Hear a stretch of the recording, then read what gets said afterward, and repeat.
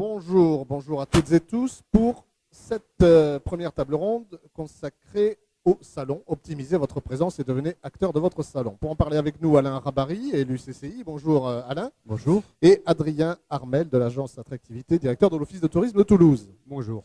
Alors on va commencer simplement, Alain, avec vous sur un salon. Mais présentez-vous rapidement. Donc Alain Rabary, je suis élu à la Chambre de commerce sur le secteur des entreprises de services, mais je aussi pour vivre, je suis président d'une société qui s'appelle VAT Software, un éditeur de logiciels pour la transformation numérique des entreprises de la formation. Et nous sommes présents à Toulouse, siège social, mais aussi à Paris, à Londres, à Bruxelles et à Genève. Alors les salons, vous en faites. Vous avez aussi une conception qui est intéressante sur cette notion de salon et sa présence. C'est tout simple en 3 points. C'est le avant, c'est le pendant, c'est le après. Comment ça marche? Alors, je vais essayer d'expliquer comment une entreprise doit au mieux se préparer et optimiser sa présence sur le salon. Bien définir à quoi il faut réfléchir avant. Donc, il y a des étapes importantes. Je pense qu'on y reviendra dans quelques minutes. Optimiser sa présence sur le salon. Il y a des expériences et on partagera les expériences de Toulouse Attractivité là, qui va nous permettre de comprendre comment on peut bien animer. Et après, essayer de valoriser tous ces investissements. Alors,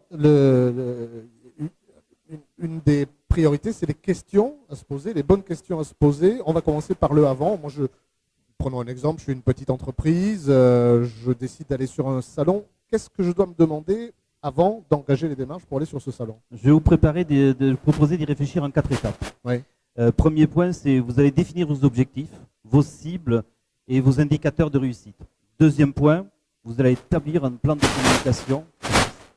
Si vous intervenez sur un salon, c'est pour communiquer pendant et après et avant. Et enfin, vous allez organiser, troisième point, vous allez vous organiser un projet pour réussir la présence sur le salon. Et quatrième point, vous allez quand même, c'est le nerf de la guerre, optimiser votre budget. Alors ça veut dire quoi sur définir ces objectifs? C'est pourquoi je vais sur un salon. Est-ce que je vais sur un salon pour de la notoriété, pour de l'image de marque? Je ne sais pas comment faire, pour de l'image de marque, pour vendre, pour obtenir des leads. Et en fonction de cela, l'organisation de mon stand, toute ma communication va être différente. Il va falloir que je fasse des estimations budgétaires et que je fixe des objectifs. Deuxième point, c'est le mode projet. Mode projet, c'est assez simple, c'est qui fait quoi chez moi. Qui va être en charge de préparer ça. Important de bien définir les éléments de communication. Quels sont les éléments forts de communication? Ça va être différent d'ailleurs si je suis sur un salon B2B, c'est-à-dire un salon professionnel, ou un salon de type customer avec des clients derrière. Et puis surtout, il va falloir que je fasse savoir, c'est-à-dire définir ma participation en termes de communication dans les relations presse, communication sur mon site internet, courriel, etc. etc. C'est une vraie stratégie. Est-ce qu'une petite PME a les ressources pour mettre en place cette stratégie? La communication, réfléchir Alors, si je prends l'exemple de mon entreprise, moi j'ai commencé quand on faisait quelques millions d'euros de chiffre d'affaires sur des salons professionnels, notamment parisiens, où le coût de la moquette est assez cher. Mais ça m'a permis de faire pas mal de choses. Par exemple, c'est de me mesurer par rapport à la concurrence. Et d'aller voir comment ma concurrence est présente. Alors, je pourrais le faire qu'en tant que visiteur, mais c'est se challenger. Ça m'a permis aussi d'être au même niveau que ma concurrence. Et c'était des grands éditeurs internationaux. Donc c'est pas simple. Et surtout, ce sont aussi de belles personnes qui viennent, de belles entreprises, de belles représentants d'entreprises. Pour décrocher le contact par un commercial, ça a un certain coût, un certain investissement, alors que là, ils viennent à vous. Alors donc, en avant, on réfléchit bien. Quand on y est, bien sûr, on essaie de faire que ça se passe au mieux. Ça, c'est le pendant. On fait quoi pour que ça marche? Ça veut dire qu'il faut aussi réfléchir à l'organisation de son stand. Souvent, se poser la question d'avoir 3 espaces. Un espace d'accueil, un espace de présentation, de démonstration et un espace de discussion. Il faut aussi se poser la question, on a très peu de temps pour capter le visiteur, donc il faut un message d'accroche et derrière il faut peut-être des messages un peu plus détaillés, il faut avoir des plaquettes pour rentrer le détail. Il faut se poser la question, comment j'anime ma présence sur le salon. C'est fini les salons à la papa, hein, maintenant il faut trouver des idées. Mais pourtant, les anciennes astuces, hein, c'est-à-dire des goodies, des jeux concours, etc., ça marche toujours. Oui. Voilà. Il faut se poser la question, quelles sont mes cibles qui vont venir et quel est le message que je vais délivrer à la cible. Oui. Donc c'est pas évident, hein, parce que les personnes... Il faut s'adapter. Il faut que dans les 2 premières questions, on sache quel est l'individu et quel message je vais délivrer. Ouais. Et après, sur le salon, les organisateurs de salon font beaucoup de conférences, proposent des ateliers, proposent des animations. Il faut être au courant de ça en tant qu'exposant, il faut s'inscrire, il faut être présent, il faut optimiser sa présence. D'accord. Le coût important derrière, ça va être le coût humain. Il faut mettre des commerciaux, il faut mettre peut-être des responsables produits quand on est une entreprise qui vend des produits ou des partenaires. C'est parce que des fois, c'est intéressant de le faire avec des partenaires pour partager des frais et pour avoir une approche plus dynamique. Alors, il y a le après qu'on oublie souvent, par contre, effectivement, on pense à l'avant, on pense au pendant, et puis après, et pourtant c'est très important le après. Oui, parce que pour optimiser ma présence sur le salon en tant qu'exposant, j'ai fait des invitations, j'ai invité mes clients, mes partenaires, il faut inviter tout le monde, mes clients, mes partenaires. Il faut toujours penser que les meilleurs clients de mes concurrents, ce sont mes meilleurs prospects, donc je les invite. Et à l'issue, il faut remercier. Il faut surtout remercier ceux qui ne sont pas venus, parce qu'ils vont le regretter et ils vont avoir un intérêt à se poser là-dessus. Il faut surtout relancer les leads très très rapidement. Hein, vraiment, c'est important. S'ils ont fait l'effort, s'il y a eu un investissement personnel, il faut être présent. Il y a de la captation vidéo, ce qu'on est en train de faire. On peut la réutiliser après derrière, 2 ou 3 fois, on peut la remodeler.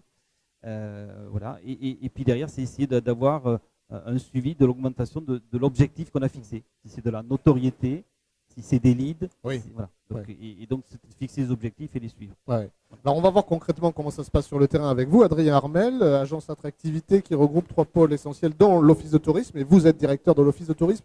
Quelques mots pour rappeler peut-être un peu les missions de l'office de tourisme de Toulouse.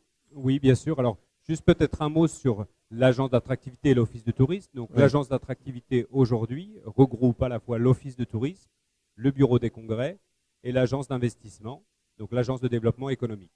Donc, sur l'office de tourisme, qui est vraiment centré sur le tourisme de loisirs, aujourd'hui, on a 3 missions qu'on peut dire principales, régaliennes, qui sont l'accueil, l'information et le conseil aux visiteurs, la coordination des acteurs locaux et bien entendu la promotion du territoire. Et c'est dans le cadre de cette promotion que nous participons aussi bien à des salons grand public que des salons pro. Alors voilà, effectivement, Toulouse se doit d'être présent sur ce type de salon, en France comme à l'étranger. Alors justement, on parlait de ces 3 phases avant, pendant, après. En amont, quand on réfléchit à des salons évidemment qui semblent évidents, comme les salons de tourisme à droite à gauche, mais comment on réfléchit à la présence de Toulouse dans un salon ? Alors, l'objectif principal pour nous sur les salons, c'est la notoriété, puisque nous avons pour objectif principal de faire connaître Toulouse et de donner envie, de susciter l'envie de visiter la destination. C'est notre business objectif prioritaire. Donc, la première chose qu'on fait, c'est de cibler en fonction, bien entendu, de cibler les salons en fonction de nos cibles prioritaires. Donc, on a des cibles prioritaires géographiques, la France, bien entendu, mais aussi l'Espagne, l'Allemagne, l'Angleterre, les États-Unis. Donc, ça va être notre premier filtre. Et notre second filtre, c'est l'audience, les participants au salon. Donc, aujourd'hui, contre toute attente, les salons de tourisme se maintiennent de manière très forte, notamment sur la cible des seniors actifs qui deviennent aujourd'hui presque la première cible en termes touristiques. Donc, c'est pour cette raison qu'on a décidé de maintenir une présence forte sur les salons. Alors, dans cette notion d'optimisation, puisque c'est le thème de notre table ronde, on réfléchit effectivement au type de salon et à la cible, ce que vous disiez, Alain, également, quoi. Alors, on réfléchit à la cible. Et la seconde étape, bien entendu, c'est de s'adosser, de s'appuyer sur des partenariats, puisque ce n'est pas l'office de tourisme tout seul. Et ça, je pense que ça vaut pour d'autres secteurs d'activité. Donc, c'est faire en sorte qu'on atteigne une masse critique sur le stand. Donc, dans notre cas personnel, on va contacter les grands acteurs touristiques de la place toulousaine, la Cité de l'Espace, Aéroscopia, mais aussi d'autres partenaires régionaux. Pourquoi pas la région, le comité régional du tourisme, ou le comité départemental du tourisme, pour faire ces associations et être plus fort, avoir une présence plus forte et plus visible sur le salon. Pour être tout à fait basique, ça veut dire qu'à plusieurs, je peux avoir un stand plus grand, je peux faire plus d'animations, ça me réduit les coûts. C'est ça l'idée ?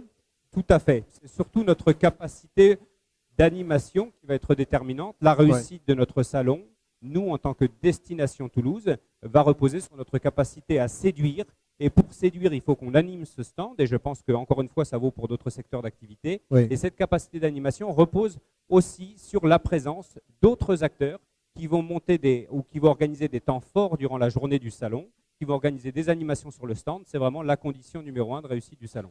Alors, vous parliez de partenariat. Ça peut sembler légitime de faire un partenariat ici avec la Cité de l'Espace, mais ailleurs aussi, peut-être s'associer à d'autres villes comme Albi. On n'est pas en concurrence quand on est à l'étranger, notamment. Alors, tout dépend du marché qu'on cible. Voilà. Plus on est sur des marchés lointains, plus on pourra s'associer à des destinations voisines. Pour un Canadien, pour un Américain, pour un Japonais, aller à Toulouse et aller à Albi, aller à Carcassonne, c'est la même destination. Oui. Disons que les logiques administratives pour les marchés lointains n'ont pas lieu d'être. Donc, plus on va aller sur des marchés lointains, plus on va avoir tendance à s'associer avec des destinations voisines. Alain, cette notion de partenariat, on n'en a pas parlé. Ça peut marcher aussi pour les entreprises. Alors évidemment, je ne vais pas m'associer avec mon concurrent direct, mais est-ce qu'on peut réfléchir à ça? Parce que souvent, honnêtement, on part sur les salons tout seul. Hein. Concrètement, alors en tant que société, Val Software, nous on l'a fait au tout début sur les grands salons parisiens, où on s'est associé avec un partenaire, où on offrait sur notre domaine de cible 2 outils complémentaires par rapport à l'attente des RH. Oui. Et ça nous a permis d'avoir une exposition publique plus importante, d'avoir les flux des 2 sociétés. Et d'ailleurs, on a aussi bien nous vendu aux clients de notre partenaire et lui à nos clients. Donc c'est assez intéressant et ça permet, quand on est petit, on est quand même si on est le 9e éditeur de la région Occitanie, à l'époque on était quand même 2 fois plus petit, ça permet d'avoir une meilleure exposition et d'avoir de l'attractivité. C'est assez difficile d'attirer l'œil de quelqu'un en 30 secondes. Hein, oui. pour passer devant un stand, il nous voit sur 30 secondes. Oui. Donc il faut être assez fort. Et c'est vrai que plus le stand est important, plus il est coloré, plus les messages sont clairs, plus c'est efficace. Mais j'ai l'impression que pour la destination de Toulouse, vous avez une progression des visites qui est remarquable. Donc ça marche. Alors ça marche tout à fait. Donc curieusement, Toulouse a un capital de sympathie très très fort, aussi bien en France qu'en Europe, mais n'est pas toujours associé à une destination touristique en soi. Donc nous, c'est l'objectif de ces salons, c'est montrer aux visiteurs que Toulouse vaut la visite, littéralement, et donc vaut la peine d'y passer un week-end ou plus. Et c'est l'objectif de ces salons, c'est démontrer la richesse patrimoniale, touristique, culturelle, gastronomique de Toulouse sur ce salon. Donc ça va nous amener à avoir différents types de partenaires qui peuvent être aussi bien, je dirais, qui pourraient aussi bien avoir trait à la violette et au pastel que à la technologie. Donc on a de multiples partenariats en fonction des cibles qu'on recherche sur les salons. Donc en fonction des cibles et des pays, donc vous l'intégrez dans votre stratégie amont. Voilà, je vais peut-être m'associer avec toi et avec toi, sur le prochain salon pas avec toi, c'est comme ça que ça marche. Tout à fait. Alors là, ça nécessite un travail, et là je rejoins le travail en amont. Ça nécessite un travail en amont, quelquefois 6 mois ou 1 an avant le salon, où on croise nos plans d'action avec nos partenaires au mois d'octobre ou au mois de septembre de l'année N-1 pour voir quels sont les salons qui les intéressent, quels sont les salons qui nous intéressent, et on organise des présences conjointes sur certains salons. Allez, pour finir, on va regarder un peu le... Oui, je vous en prie, Alain, allez-y. Oui, je voudrais préciser, puisque dans le cas où on est sur les entreprises, les collectivités, que sont les chambres de commerce, les clusters, la région accompagne les entreprises. Hein. Il n'y avait pas très longtemps un salon juste à côté à Barcelone, sur la téléphonie, qui est un salon d'échelle mondiale. Nous étions présents, nos entreprises toulousaines étaient présentes, mais accompagnées avec un chassé en meute. Quelque temps avant, vous avez entendu parler de Las Vegas, avec la French Tech. Là aussi, Toulouse est une des villes primordiales de French Tech. Donc là aussi, il faut que l'entrepreneur pense qu'il n'est jamais seul. Il faut qu'il ose poser les bonnes questions aux bonnes portes et il peut trouver des aides, des accompagnements et aller à plusieurs. Notamment quand on franchit, vous savez, la ligne bleue des Vosges. On est souvent seul là-bas, alors que les Allemands, les Anglais, tous sont plutôt présents. Et c'est ce que nous essayons de faire, l'ensemble des collectivités, et notamment les chambres de commerce, pour que nos entrepreneurs qui font l'effort de traverser les Vosges, ne sont pas seuls, soient plus forts et vendent et aussi la destination que sont nos belles villes du Sud-Ouest. Alors, pour terminer, rapidement, gardez le micro, Alain. Un peu de prospective, on regarde un peu ce qui va se faire dans les années à venir, à une époque où on digitalise tout, où on voudrait que tout soit numérique. Le salon numérique, ça existe, le salon virtuel, vous en direz un mot ou deux. Pourtant, la présence humaine reste essentielle, dites-moi. Alors, la Chambre de commerce a par exemple créé ou est co-acteur d'un certain nombre de salons. Un des plus connus, c'est le salon Sian sur la sous-traitance aéronautique. Nous avons créé le salon Services sur les entreprises du service, dont une nouvelle édition aura lieu de chaque salon cette année, mais aussi les conventions comme Aéromart. Ce sont des éléments d'attractivité du territoire assez forts et de mettre en avant nos entreprises. Mais il existe aussi, notamment, il existe des conventions d'affaires, on n'en a pas parlé, ce sont des salons privés. Il existe aussi la possibilité des acteurs innovants qui font des salons virtuels. Ça a des avantages faramineux. Organiser un salon virtuel, c'est autour de 600 €. Oui. Voilà. C'est peut-être pas le même résultat, par contre. C'est pas le même résultat, voilà. Donc ça peut être un élément assez intéressant. Quand on est plusieurs entreprises ou quand on est un acteur, de créer même son propre salon par rapport à ses clients. Pour l'avantage après pour le visitorat, c'est depuis leur salon, le monde entier peut aller sur un salon. Donc c'est quand même un coût zéro, pas de déplacement, pas de risque, etc. On a des outils maintenant électroniques très interactifs, donc on peut être dans un truc très sympa. Et puis, tout ce qu'on a dit, pour faire un salon physique, il faut avoir des vidéos, il faut avoir des présentiels. On sait le dématérialiser, puisqu'ils sont souvent dématérialisés avant d'être matérialisés, donc on sait le mettre sur un salon virtuel. Donc c'est un élément qui pour le moment est un peu faible dans la présence des entreprises, mais ça peut se développer. Hein. Adrien, la présence physique, elle pourra être remplacée par que du virtuel ou vraiment non, il faut y être quand même? Alors, nous, c'est vrai qu'on connaît une difficulté, on a une obligation de calculer le retour sur investissement de ces actions qui sont très onéreuses. Donc ça, pour nous, c'est un point de vigilance. Il faut qu'on trouve un moyen donc vraiment de constituer des fichiers prospects. Ce n'est pas uniquement l'action sur le salon, mais je pense que la présence physique est très, très importante pour créer ce lien émotionnel avec le client. Le tourisme, c'est l'émotion. Donc, pour créer ce lien, pour susciter cette envie, on est obligé d'établir ce lien physique et on va dire d'inspirer le voyageur ou le visiteur potentiel. Donc pour nous, je pense que le contact, la présence physique reste et restera très importante. Oui, Alain, je vous en prie. Pour enchaîner, quand on va à l'international, ce qui est mon cas, l'Allemagne est un véritable... les pays du Nord, là, sont des pays de salon. Où la présence est importante, les gens y vont, les gens payent pour entrer dans un salon. Donc la présence physique est plus que nécessaire. Parfait. Messieurs, merci beaucoup. Merci. Merci à vous.